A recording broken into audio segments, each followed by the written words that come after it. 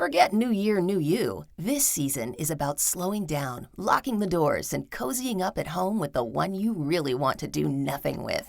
Your dog. After the holiday chaos, those quiet nights with a blanket, a podcast, and your pup feel like the reset you actually need. Ollie helps make those moments easier with fresh protein-packed meals made from real human-grade ingredients, so your dog can enjoy some quality comfort food too. Choose from 5 recipes and get a personalized plan for your dog's needs. Meals arrive perfectly proportioned with a scoop and storage container, so serving is fast and mess-free. And with Ollie's in-app on-demand health screenings, supporting your dog is easy, ensuring more cuddles for many years to come. Visit ollie.com/truecrime and use code TRUECRIME for 60% off your first box. This podcast is brought to you by Progressive Insurance. Fiscally responsible, financial geniuses, monetary magicians. These are the things people say about drivers who switch their car insurance to Progressive and save hundreds. Because Progressive offers discounts for paying in full, owning a home, and more. Plus, you can count on their great customer service to help you when you need it, so your dollar goes a long way. Visit Progressive.com to see if you could save on car insurance. Progressive Casualty Insurance Company and Affiliates. Potential savings will vary. Not available in all states or situations. Hey everyone, before I get into today's episode, I have a rather big announcement to make.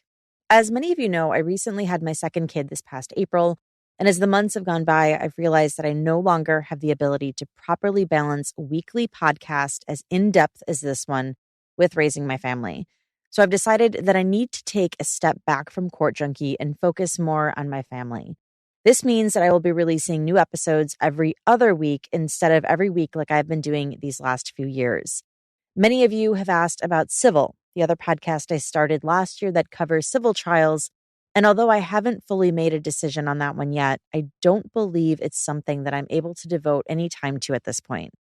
I'm also going to be making some changes on my Patreon. I'll still be releasing bonus episodes each month over there, but the newsletter my team is putting out is going to be coming to an end by the end of next month.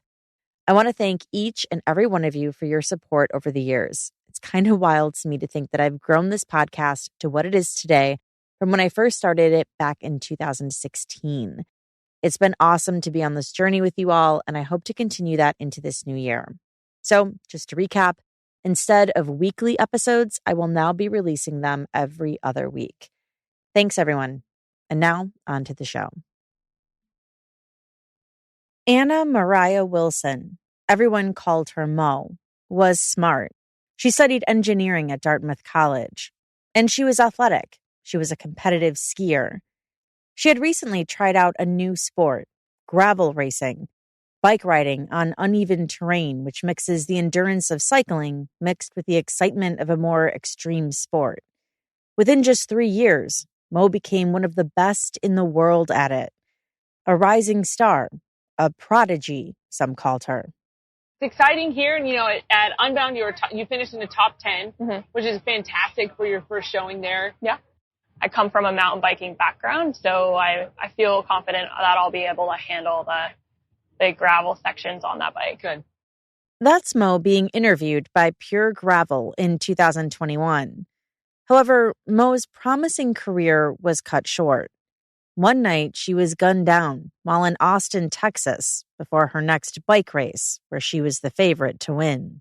The last thing that Mo Wilson did on this earth on May 11th, 2022 at 9:15 p.m. was scream and terror. From the outside, the investigation into catching Mo's killer might sound like a Hollywood thriller. A love triangle, a scorned lover, a suspect on the run who gets appearance-altering plastic surgery, an international manhunt, and even a jailbreak. She's not just running from the sheriff's department. No, sir. That's 19 days before this trial. She's running from you and you and you and you and you and you and you, and she's running from all of you on the back row. Because you are a jury of her peers. This is Jillian in partnership with Law and Crime. You are listening to Court Junkie, episode 262.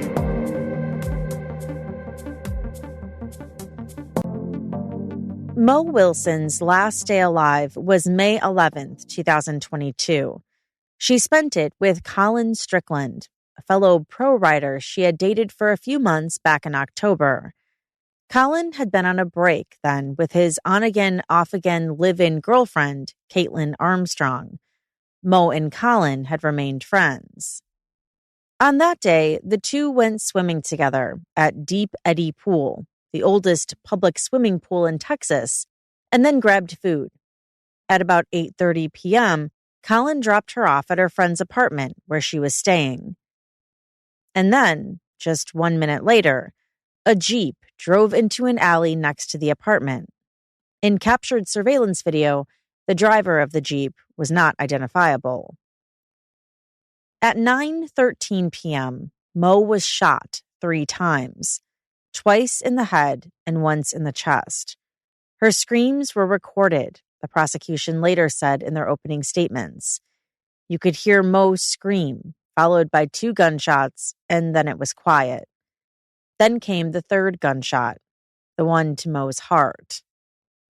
Mo's friend, Kaitlin Cash, was the one renting the apartment where Mo was staying before her bike race. Kaitlin Cash walked into her home and saw her friend bleeding on the bathroom floor. She pumped her friend's heart over 100 times. You heard it on the 911 call. For 10 minutes until the first responders got there. Not knowing she'd probably been dead for 45 minutes. The following month, Colin's on-again, off-again girlfriend, Kaitlin Armstrong, was charged with Mo's murder. This young lady over here, the defendant Kaitlin Armstrong, I told her she stood over her after she shot her in the head twice and put another bullet right in her heart. 2 of Kaitlin's friends testified at her trial, telling the jury that Kaitlin had talked openly about killing Mo. Nicole Mertz testified that Kaitlin was furious that Colin was dating Mo after Kaitlin and Colin had broken up. She said Kaitlin was visibly angry when she saw Mo walk into the same restaurant they were at in November 2021. I had never seen her like that before, which is why I remember, Nicole testified, according to the Austin American-Statesman. I asked Kaitlin if Colin ever started dating anyone else seriously what she would do, and she said, I would kill her.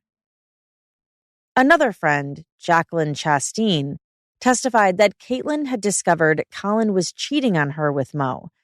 Kaitlin told Jacqueline that Colin had apologized to her, but that Mo was still texting him, which made Kaitlin furious, enough to confide to her friend, quote, in so many words that she wanted to kill Wilson or had thought about killing her. Jacqueline said Kaitlin had brought up having a gun or getting one. But no eyewitness ever saw Kaitlin actually pull the trigger, according to the defense. Nor was there any video that showed her shooting Mo. But I want to talk to you about what you didn't hear about. What you didn't hear about.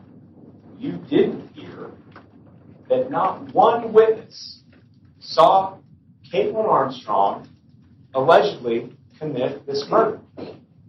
Not one. Because there isn't one. The story of Kaitlin as a scorned lover shooting Mo in a jealous rage? How cliche and sexist, Kaitlin's attorney said. What a world to be treated like Colin Strickland has. So what happened here? Police think Kaitlin committed this crime. They don't know. She fits their story. She fits the story they created. A spurned, jealous lover. That story is so easy. That story is so easy to tell because it ties into a framework of patriarchy and misogyny that is rooted in American culture. Humans want to know answers. We don't want a mystery. That's part of why wrongful convictions occur.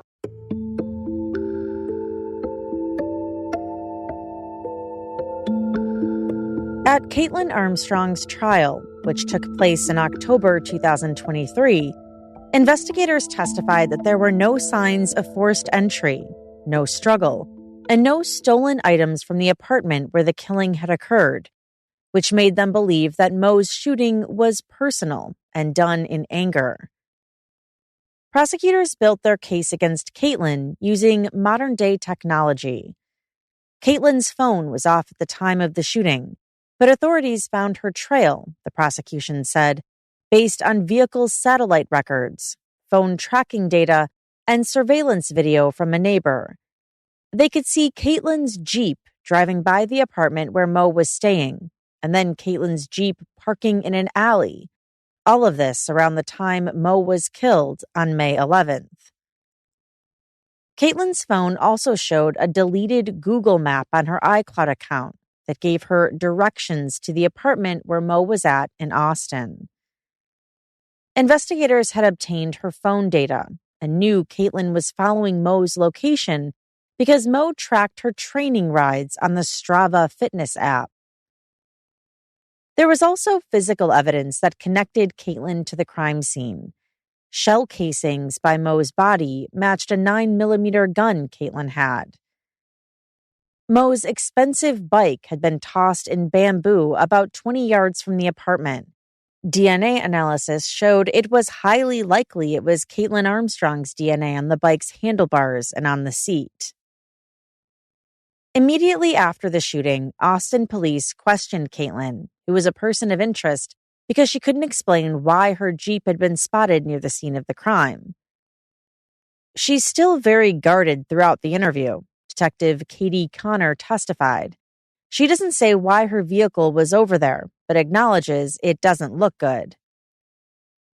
Police arrested Kaitlin due to an outstanding warrant out for her over a prior misdemeanor charge related to an unpaid bill. But there was a clerical error on the warrant. Caitlin's listed birthday was incorrect, so authorities had to let her go for the time being. And, according to prosecutors, Kaitlin took advantage. One day after the shooting, Kaitlin sold her Jeep and flew to Costa Rica using her sister's passport. Prosecutors told the jury that while in Costa Rica, Kaitlin changed her appearance in order to avoid capture. She got a $6,000 nose job. She dyed her reddish curly locks a dark brown and straightened her hair. She went by a different name. And so, with a new identity, Kaitlin began teaching yoga classes. Then she runs to Costa Rica, had plastic surgery, on the beach teaching yoga while the Wilsons are trying to pick up the pieces.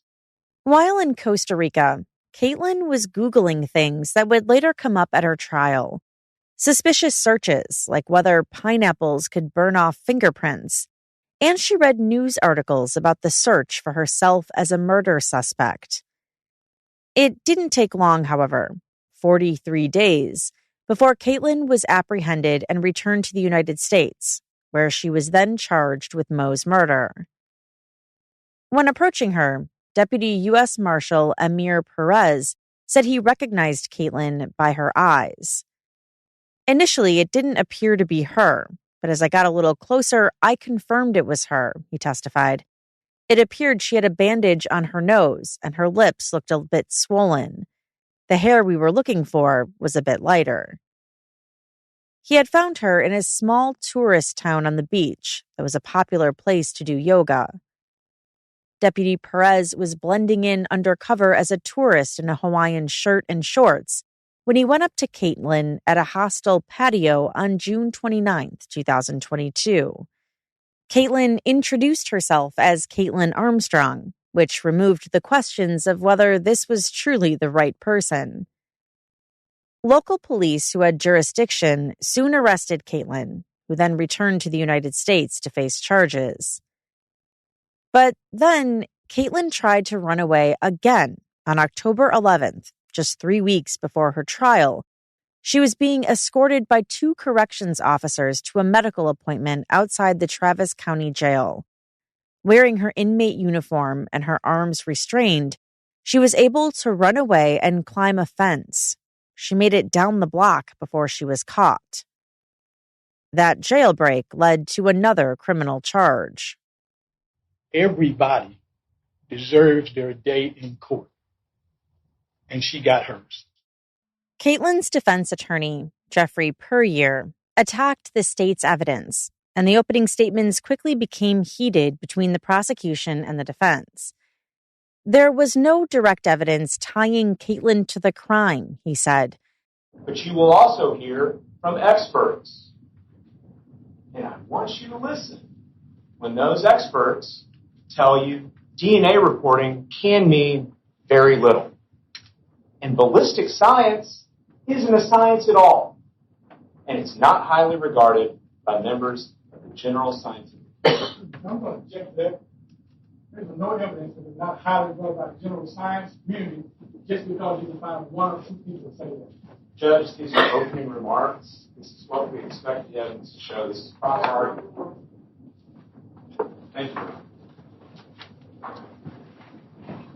Before that objection was overruled, we were talking about ballistic science and how that is far from the gold standard that you see it depicted as on TV. Now, the states and the officers with the Austin Police Department and the scientists that they employed, they were so desperate to keep Kaitlin Armstrong in their crosshairs that they had tunnel vision with Kaitlin Armstrong, a woman who was trapped in a nightmare of circumstantial evidence. That's not opening statement. Judge, I'm discussing the evidence. You're discussing her state of mind. That's not evidence. Okay. Keur defended her trip to Costa Rica, saying she wasn't traveling for nefarious purposes or to hide from the police. She was simply adventurous and a yogi. Now, you will hear at the time Kaitlin left Austin to go to New York and then to Costa Rica, she would have no reason to know about anyone that was present in this case. That the Austin Police Department told her she was free to go. She was free to go. That's what you will hear. You will hear that Kate is passionate about traveling. She's passionate about yoga. And you're going to hear that she was totally comfortable traveling to far-off locations that intrigued her at the drop of a hat, on a moment's notice. According to the defense, Kaitlin was innocent, and they could explain away all of the state's evidence. And there may just be other suspects who they implied were overlooked. So what happened? Anyone could have entered that unlocked apartment. Why was it unlocked? Mariah Wilson locked the door to Kaitlin Cash's apartment. She left to go out to Colin. She knew how to lock it.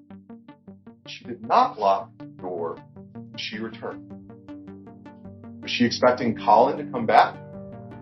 Was she expecting someone else?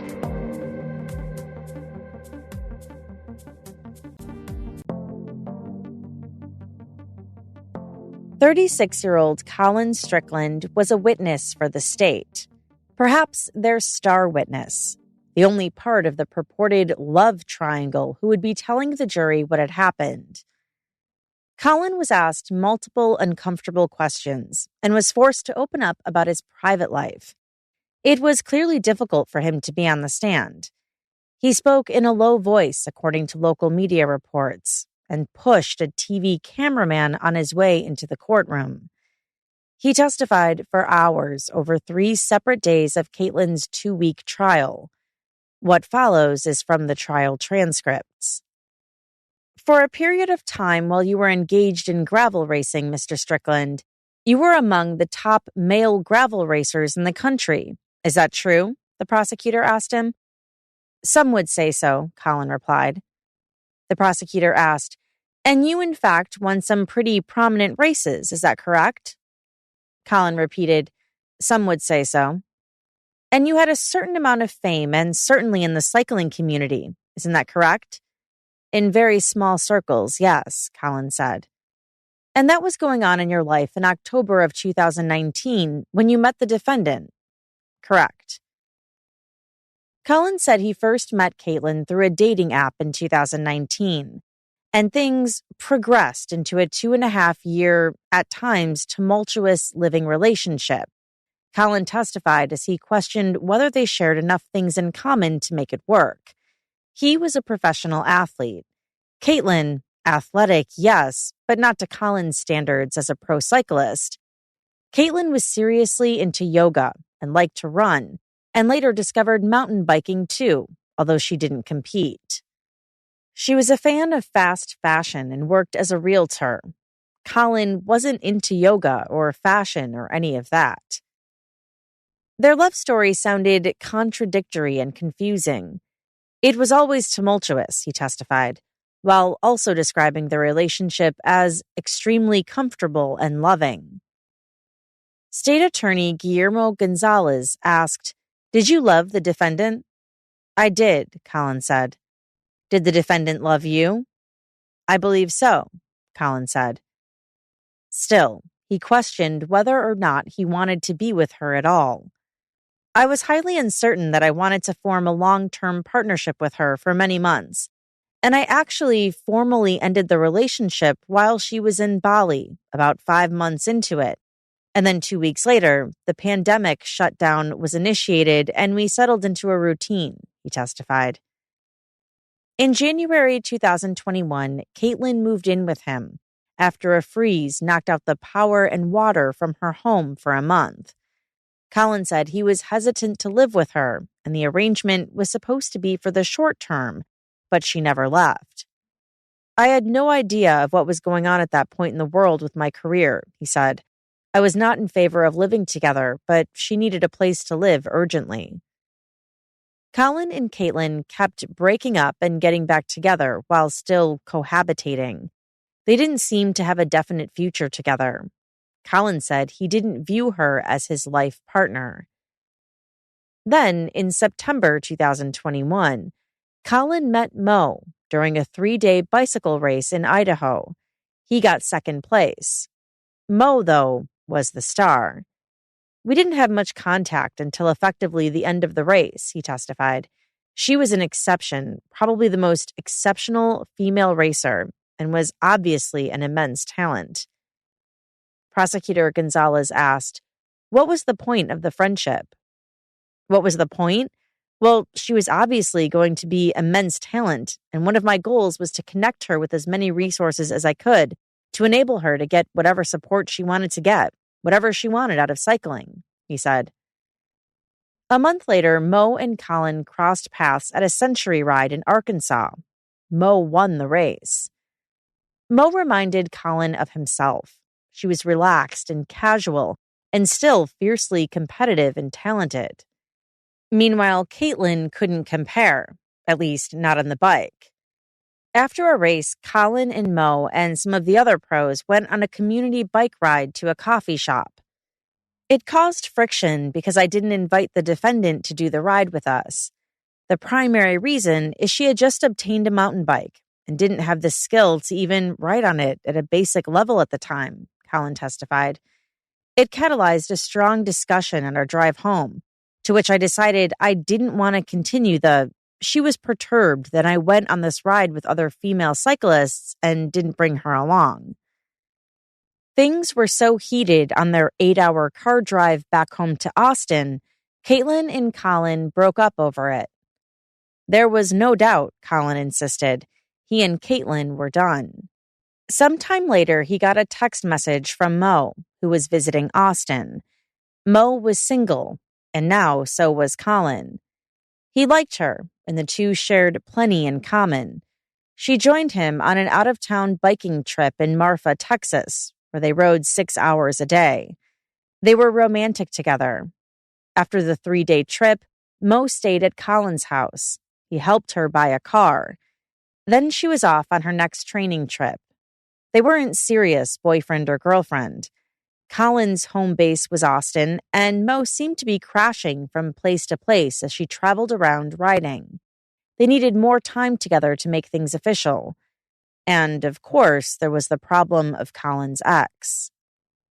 I believe the defendant called Mariah Wilson and confronted her on the phone about, I don't know exactly what, Colin testified.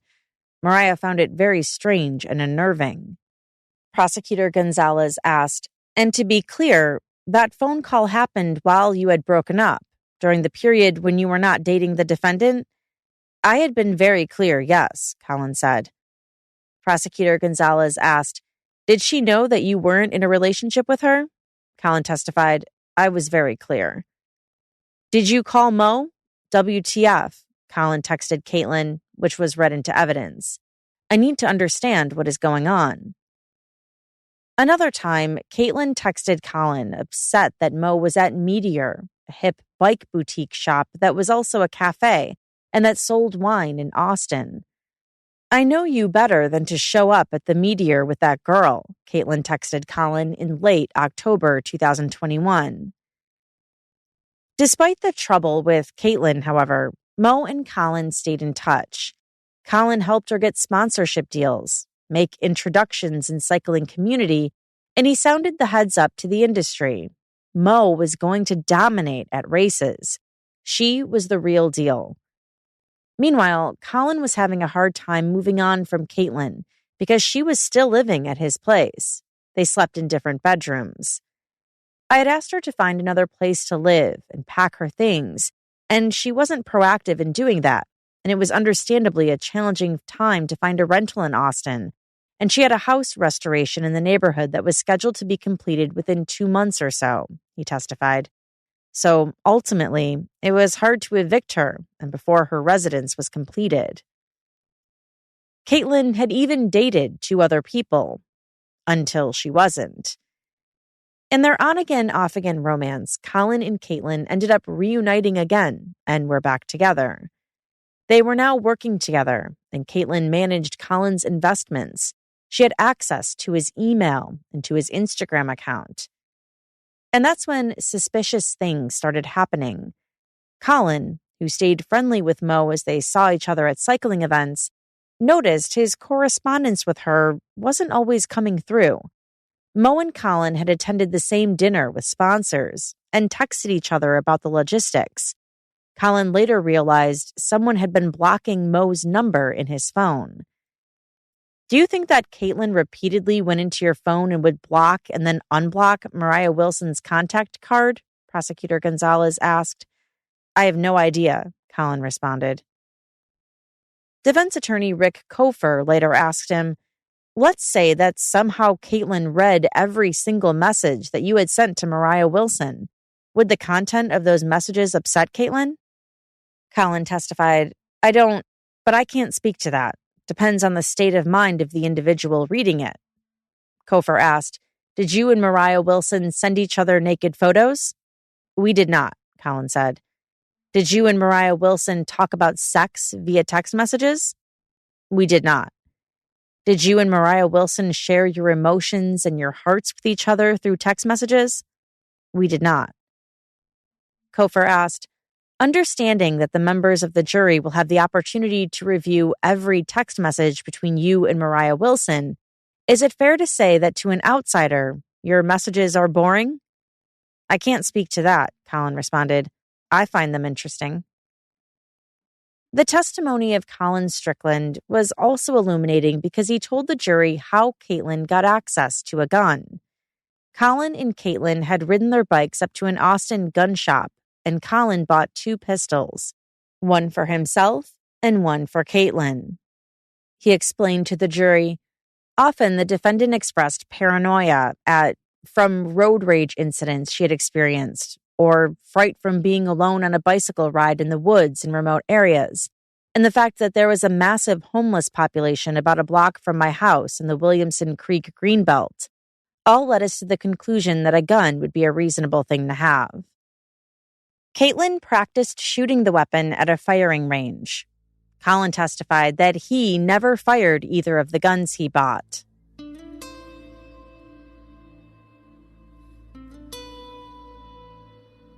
In March 2022, Mo placed second in a gravel race in Oklahoma, and Colin was there. to witness and celebrate his friend's accomplishments. A big group got together, like they normally did, as part of the race ritual. Kaitlin testified, "It wasn't related to her performance, but it's customary at that event to stay up late into the night and wait for the final riders to finish the course.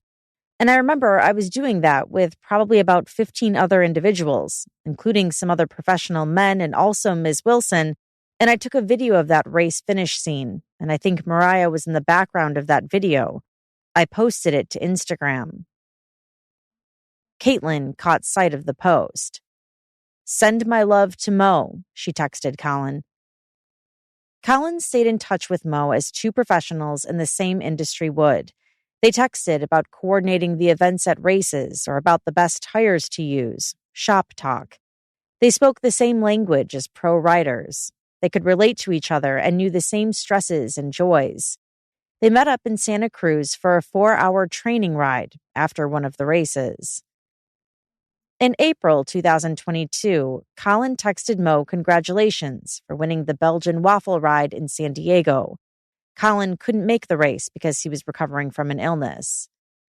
The next month, Kaitlin was feeling better and made plans to race again. He brought Kaitlin with him.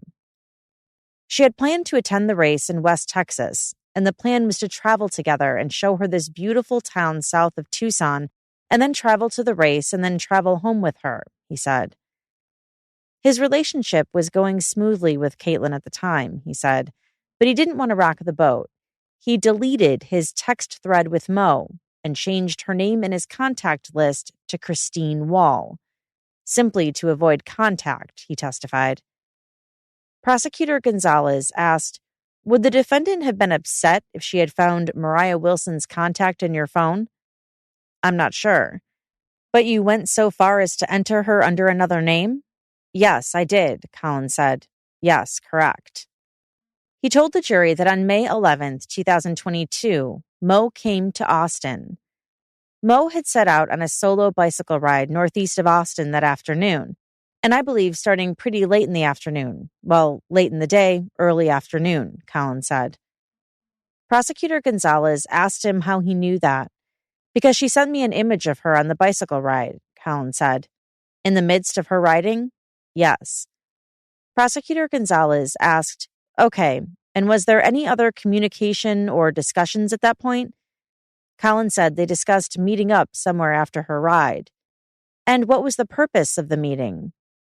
"Just to connect, because she was in Austin and I wanted to, greet her in my home city," Kaitlin said. "This is over text on your Apple device?" Kaitlin said, "Correct." Prosecutor Gonzalez said, "Okay, the same devices that the defendant had the password to?" "Correct." Kaitlin was asked if he and Mo finalized their plans to meet.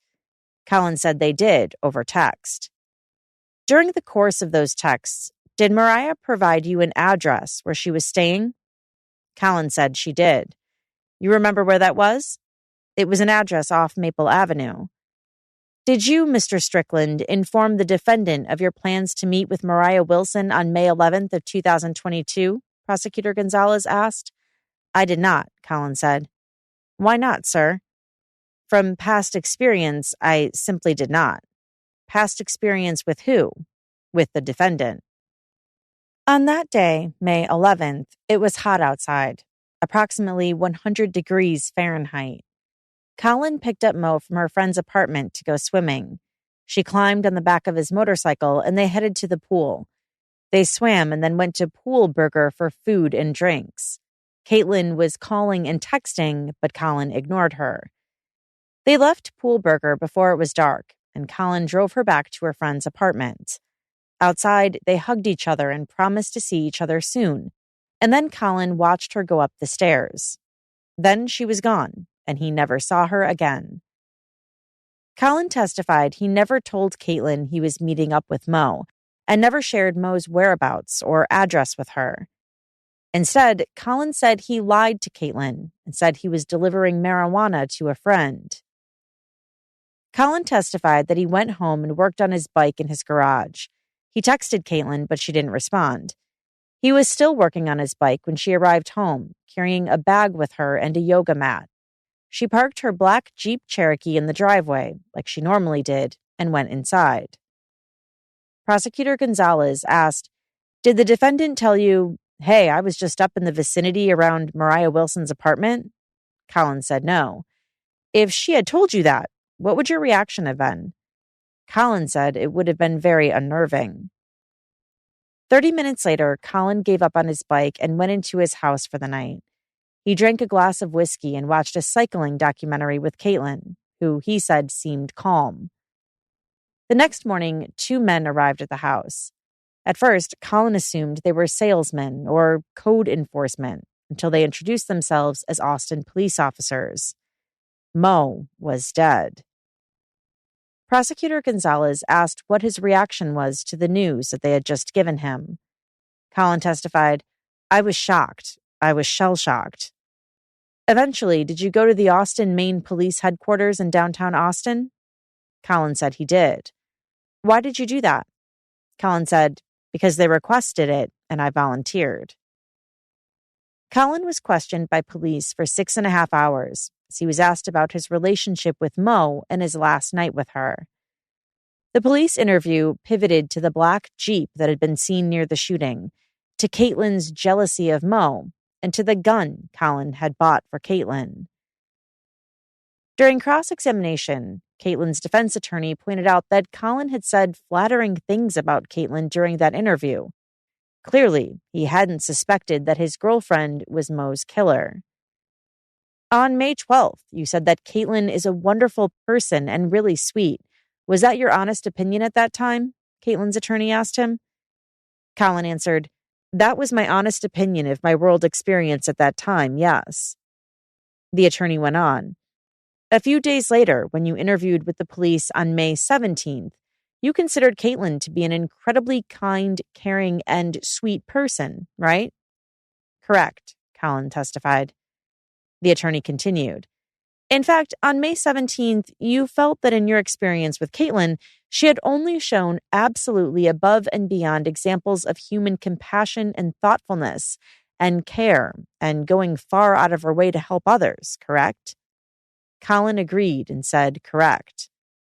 The attorney then asked, on May 12th and on May 17th, you said that Kaitlin was not a particularly jealous girlfriend, right?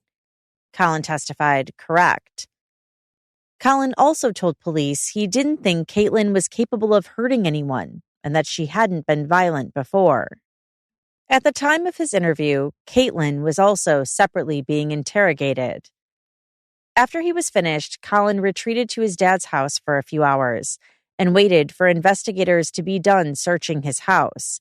Then he finally returned home, drained and exhausted. Kaitlin, still Colin's girlfriend at that time, was done talking to police too and was back home. Prosecutor Gonzalez asked him, "Did you and the defendant discuss what had happened that day?" Colin testified, "We discussed it a little in short, but not extensively. But I think we seemed both traumatized. I assured her to just write down a series of a timeline for where she was. And, while it was fresh in her mind, so she could have a record of, so it could be explained.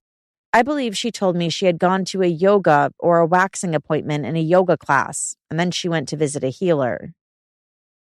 The next morning, 2 days after Mo's shooting, Kaitlin and Colin went to get coffee to try and pretend this was a normal day. And also, he said Kaitlin was scared their house was bugged.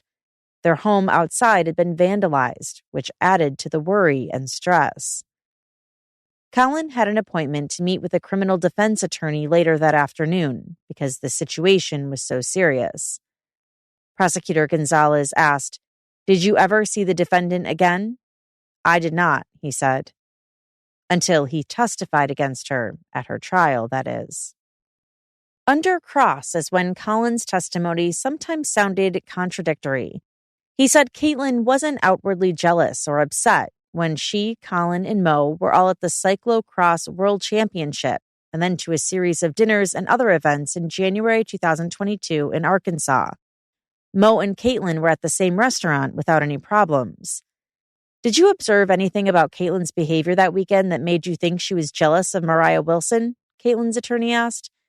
I can't recall any specifics, Kaitlin testified. A key piece of evidence was the black Jeep, seen driving suspiciously around the time of the shooting. The killer's vehicle, the prosecution believed. Kaitlin testified he had at one time driven a black SUV until it broke down about 2 years prior to Mo's death. The defense attorney asked, "You testified on Friday that nobody else ever used Caitlin's Jeep, right?" Kaitlin replied, "That's an absolute statement that's not accurate." The attorney asked, "So if that's what you said on Friday, you may have misspoke?" Kaitlin said, "I certainly would never say that nobody ever. I used her Jeep. I drove it on 1 or 2 occasions over several years when necessary." "And you're also aware that other people would occasionally borrow her Jeep, correct?" "It's conceivable, but I'm not aware of that," Kaitlin said. At their home, Kaitlin and Colin would drop their car keys in a bowl in the living room. Anyone could have access. During the cross-examination, Colin was asked about everything from a sexy photo another woman once texted him to the age gap between him and Mo, as well as his dating history. The defense brought up old relationships, implying that Kaitlin wasn't jealous of Colin's other exes. Caitlin's attorney asked, "You and Mariah Wilson were having sex together for a week or two at the end of October, early November 2021, right?" Kaitlin responded, "That's not accurate, but close." "Correct me, please," Caitlin's attorney said. Yes, correct," Kaitlin said. "You were 35 years old when you had your fling with Mariah Wilson, correct?" "I believe so, yes." "And she was 25 years old at the same time, and Mariah Wilson had also just gotten out of a relationship, correct?" "Correct." "Were you taking advantage of her youth?" Caitlin's attorney asked. "I don't know what you're suggesting. I don't know what that means," Kaitlin replied. "Were you taking advantage of her emotional state after her breakup?" Kaitlin said no. The attorney then asked him if he was widely respected in the cycling community. Kaitlin agreed, yes. "You adopted a pose as a mentor to Mariah Wilson, correct?" the attorney asked. "I don't know what that means. I rendered help whenever I could," Kaitlin said. "Is it common for you to have sex with the young women that you mentor?" the attorney asked. "I don't know what you're asking, no," Kaitlin replied. The attorney later asked if Kaitlin loved Mo. "At the time, I didn't have enough context, no," Kaitlin testified. "In fact, you told police on May 12th that you and Mariah Wilson weren't very close?" Kaitlin responded, "We had spent very little time together on planet Earth at that time."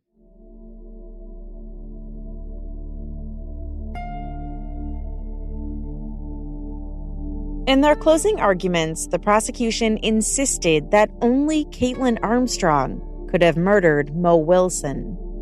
No one else in the world had a 6-hour P365 and left their DNA at the scene. Nobody else in the world fit that description. No one else in the world was angry that their boyfriend was out with Mo Wilson. Just her. No one else in the world had their Jeep circling 1708B Maple for an hour before you heard that 915 shot. No one else in the world matched that description. And finally, no one else in the world left the scene of the murder in Kaitlin Armstrong's Jeep that was parked in that alley from 8:40 p.m., 2 minutes after the murder. We don't need no one else in the world to make these facts that came from that chair true. These are not my words. These are facts that came from the witness chair. No one else in the world fits this criteria. So that if you check every gun in the world, that's called a rabbit hole they want you to go down. Only Kaitlin Armstrong, the defendant, fits these facts that was presented to you through that witness chair. He said when Caitlin's 2 best friends heard that Mo was dead, they called the police, unsolicited, and told them to look at Kaitlin. The DNA found on Mo's bike didn't lie. Kaitlin Armstrong was the real killer, he said. So don't go down the rabbit hole, because there's no evidence that any third person did that. And look at all the other evidence and just use your common sense. Justice for Mo Wilson. The state has met its burden. I'm asking you to find her guilty. And don't let her run like she'll have to do 19 days before this trial. Thank you. Then it was the defense's turn to give their closing arguments. They took jabs at Colin Strickland, a professional cyclist and an amateur liar, as Kaitlin's attorney put it. They also sought to discredit the prosecution's evidence. 1 year, 4 months, and 12 days. That is how long Kaitlin Armstrong has asserted her innocence. And from day one, she asked for this trial. She asked for you to hear this case. You have all done extraordinary work. This is a difficult case. It is an emotional case. It could appear to be an easy case. For those 1 year, 4 months, and 12 days, Kaitlin Armstrong has been trapped in a nightmare of circumstantial evidence. He brought up what Colin said about Kaitlin, both in his testimony and to police. We know what Mr. Strickland shared with us about Kaitlin Armstrong, that in October of 2021, when Colin Strickland was having his short relationship with Mariah Wilson, that Kaitlin Armstrong was on dating apps, that Kaitlin Armstrong was dating other people. We know that Colin Strickland told you that at the cyclocross events in Bentonville, Arkansas, in January of 2022, that Kaitlin didn't appear to him jealous in any way. Nothing remarkable about her behavior to him. He said Colin did hide his relationship with Mo from Kaitlin in 2022, but not for the reasons one might think. He did that because he didn't want to be honest about it. He doesn't like emotions. He likes what he wants and what's important to him. He was breadcrumbing. I think you know what that is. He was leaving his options open. He just didn't want to get caught. He didn't lie because Kaitlin was a jealous psycho killer. He lied because that's how he approaches life. That's how he approaches women. He's a professional cyclist and an amateur liar.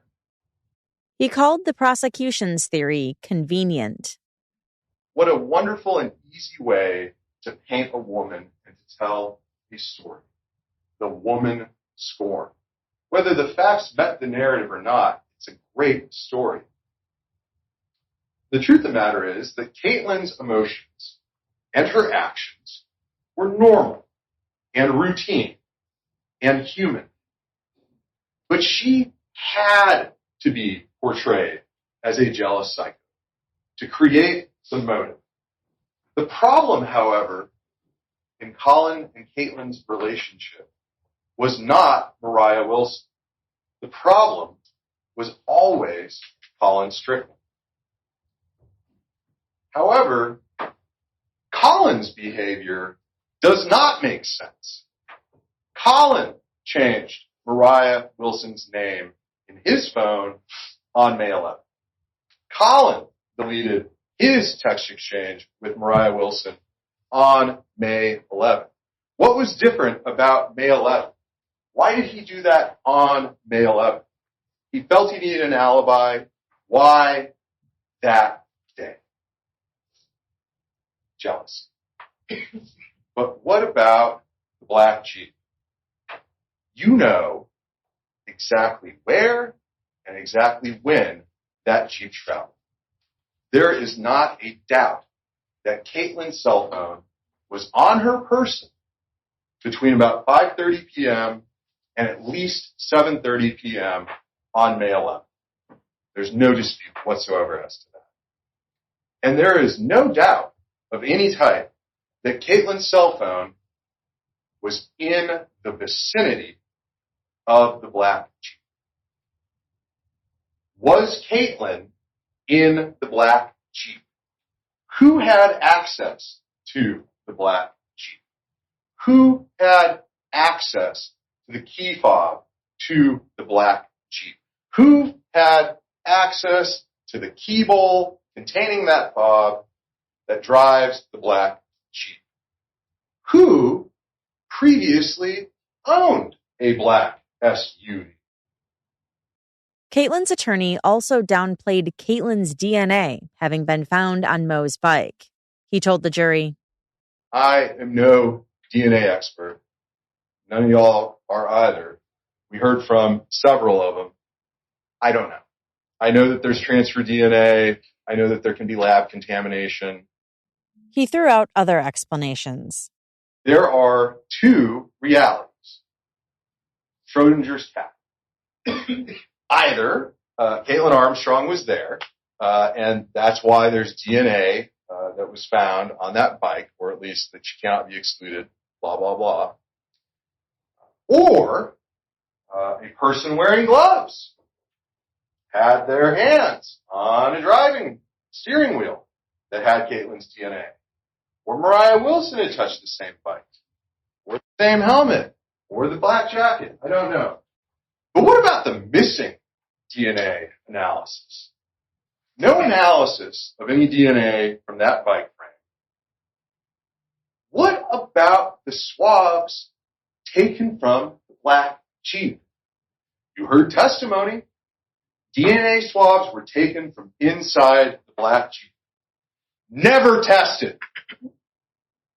Why? Why not? Why leave it to chance? What if it had shown yet another unknown profile? How inconvenient. He said there were other unknown DNA profiles found in the case. For example, on the seat of Mo's bike, there was DNA from Mo and Kaitlin, as well as an unknown person. And on Caitlin's gun, there was DNA from Kaitlin, Colin, and an unknown person. And he told the jury that a rape kit had been performed on Mo's body, but that the results were never tested. And there's one more source of DNA that was never tested. The rape kit.